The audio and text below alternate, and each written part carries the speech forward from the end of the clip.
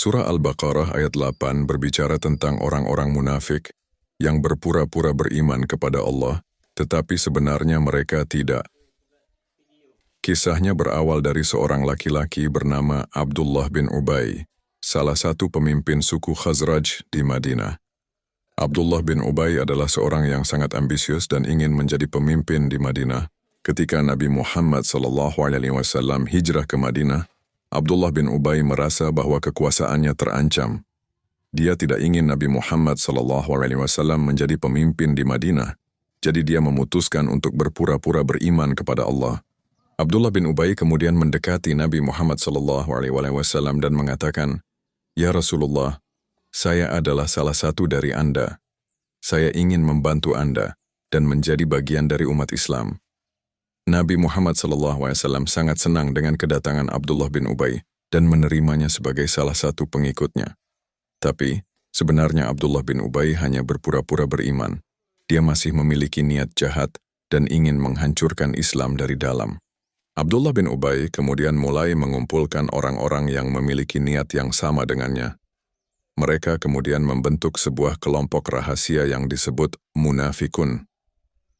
Mereka berpura-pura beriman kepada Allah, tetapi sebenarnya mereka tidak. Nabi Muhammad SAW tahu tentang kelompok munafikun, tapi dia tidak bisa berbuat apa-apa karena mereka berpura-pura beriman.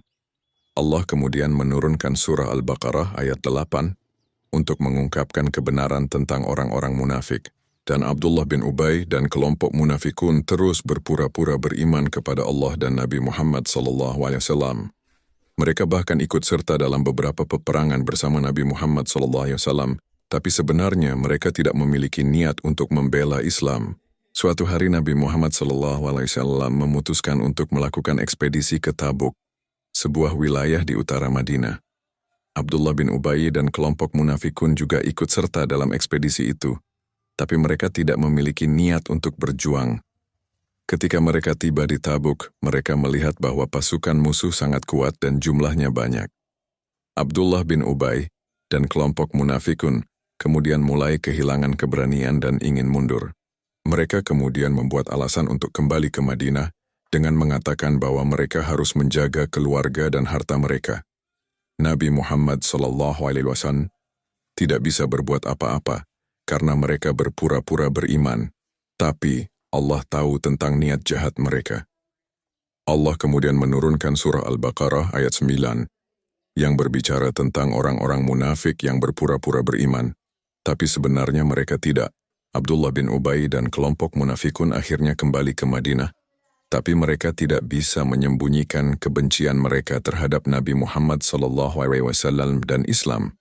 Mereka terus membuat fitnah dan mengganggu umat Islam, tapi Nabi Muhammad SAW tetap sabar dan tidak membalas kejahatan mereka.